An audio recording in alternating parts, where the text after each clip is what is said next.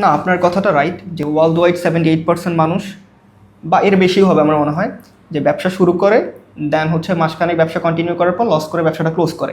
এটা একটা different story, but আজকে আর একটা স্টোরি নিয়ে কথা বলি। সেটা হলো যে ভাই এমন একটা ভুল বাংলাদেশ না শুধু ওয়ার্ল্ড ওয়াইড সব জায়গাতে ভুল করতেছে, সেটার জন্য সে দুনিয়া আখিরাত দুইটা জায়গাতে সাফার করবে, বাট সে বুঝতেছে না যে সে ভুলটা করতেছে।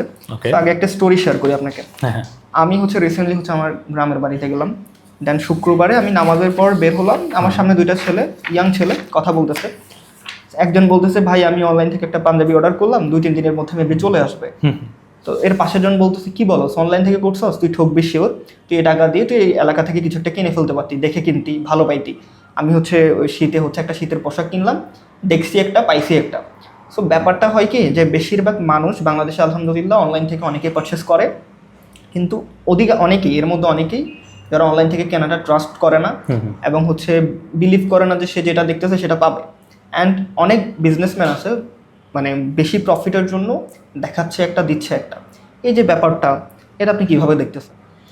এটা বেসিক্যালি এখানে আমি আপনাকে একটা ব্যাপারটা বলি, সেটা হচ্ছে আমাদের প্রফেট সাল্লাল্লাহু আলাইহি সাল্লাম একবার এক খেজুর ব্যবসায়ীকে দেখতেছিলেন যে উনি ভালো খেজুরগুলা পচে যাওয়া খেজুরগুলোর উপরে রেখে দিছে, অ্যান্ড দেন কাস্টমাররা এসে ভালো মনে করে নিয়ে যাচ্ছে। দেন ওই ব্যবসায়ীকে উদ্দেশ্য করে বলতেছিল যে তুমি আমাদের সাথে বিলং করো না, তুমি অ্যাজ এ মুসলিম তুমি আমাদের সাথে বিলং করো না, কারণ হচ্ছে তুমি দেখাচ্ছ একটা, সেল করতেছে আরেকটা। আলটিমেটলি কিন্তু আপনার সাথে এরকম হচ্ছে, তাকে দেখাইছে একটা খেজুর, সে যে আমার সাথে তা না ভাই, অনেকের ক্ষেত্রে এরকমটা হয়েছে। আমরা সাহাবাদের ক্ষেত্রে যখন আমরা তাদের বিজনেস স্টাডি বা তারা কিভাবে বিজনেস করতে, এটা যখন আমরা স্টাডি করতে যাই তখন দেখি যে অনেক সাহাবারাই অনেক জোস ফর্মুলা ইউজ করতে। যেমন আমরা একজন সাহাবার কথা আমরা বলতে পারি, আব্দুর রহমান ইবনে আউফ, ওনার নাম আপনারা অনেকেই শুনেছেন। উনি হচ্ছে প্রচুর একটি অনেস্ট ছিলেন। অনেস্ট বলতে কি, মানে উনি কখনো মিথ্যা বলেন নাই, সারাটা জীবনই উনি হচ্ছে অনেস্ট ছিলেন। উনি যখন আমাদের প্রফেসরের সাথে মক্কা থেকে মদিনায় আসেন, সব কিছু শেষ, ওনার কিছুই নাই। ওনাকে কিছু মানুষ চাচ্ছিল টাকা দিতে, উনি বলছে আমাকে টাকা দিতে হবে না, আমাকে জাস্ট মার্কেটটা দেখায় দাও। ওর মানে কি বলে, হি ওয়াজ জিরো দ্যাট টাইম। সো উনি প্রথমে হচ্ছে বাটার, দেন হচ্ছে ডেটস, খেজুর, এই টাইপের কিছু জিনিস নিয়ে ব্যবসা শুরু করলেন। আফটার দ্যাট উনি কিন্তু মদিনা থেকে পরবর্তীতে যখন মক্কায় আসেন উনি কিন্তু মিলিয়নিয়ার হয়ে যায়, মানে 0 to মিলিয়নিয়ার। ওনার অনেকগুলো বিজনেস ছিল সেই সময়। উনি হচ্ছে বিজনেসকে ইনভেস্ট করার জন্য উনি যেটা করতেন যে এই প্রোডাক্ট লাভ হয়েছে তিনি আবার রিইনভেস্ট করতেন, অ্যান্ড দেন কি করতেন, বিজনেসটাকে এক্সপ্যান্ড করতেন, মানে বিভিন্ন মানুষদেরকে ওনার বিজনেসে হায়ার করতেন, অ্যান্ড দেন টিমটাকে আরো বড় করতেন। আপনারা এটাকে গুগলে সার্চ দিলেও পাবেন, আশা করি আপনিও এই স্টোরিটা জানেন। এর বাইরে ভাই আবার আরেকটি স্টোরি, বা এটা হাদিস নাকি কোরআনের আয়াত আমি আসলে শিওর না, যে একজন সৎ ব্যবসায়ী যে শহীদ, রাইট, এটা হাদিস যে একজন সৎ ব্যবসায়ী, খুব সম্ভবত মুসলিমের কোনো একটা হাদিস হবে, মুসলিমের এরকম কোনো একটা হাদিস। হ্যাঁ, এটা খুবই প্রমিনেন্ট হাদিস, যে বা আমরা কি বলে এটা ইয়েতেও আসছে, মিশকাতেও আসছে, যে আপনার হচ্ছে একজন সৎ ব্যবসায়ী সিদ্দিকীনদের সাথে, শহীদদের সাথে তার হাসর হবে। সো বিজনেসে কিন্তু সৎ হওয়াটা অনেক ইম্পর্টেন্ট, অনেস্ট থাকাটা অনেক ইম্পর্টেন্ট। তো ভাই দেখবেন যে এই ব্যাপারটা আসলে কি ভাই, যে ইসলামী ব্যাংকে দেখেন যতগুলো বুথ দেখবেন প্রত্যেকটা জায়গাতে একটা জিনিস লেখা, আল্লাহ ব্যবসাকে করেছেন হালাল এবং হচ্ছে সুদকে করেছেন হারাম।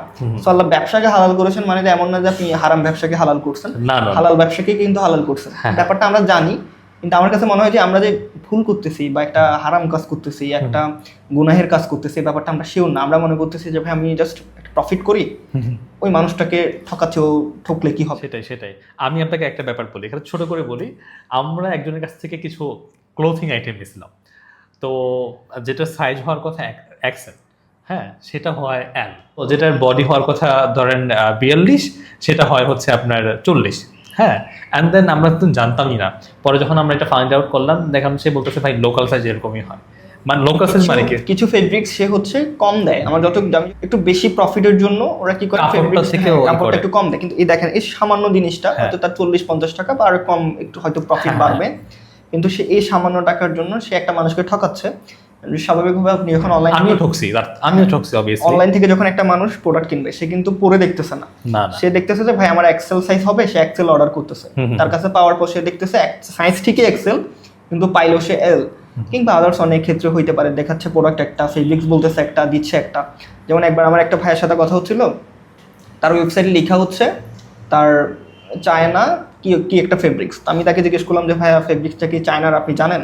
তো সে বললো যে ভাই ফেব্রিক্সটা চায়নার কিনা জানি না, বাট হচ্ছে আমি শুনছি চায়নার। তো আচ্ছা। ব্যাপারটা আসলে দেখেন, উনি হয়তো জাস্ট একটা ওয়ার্ড লিখছে যে চায়না ওই ফেব্রিক্স।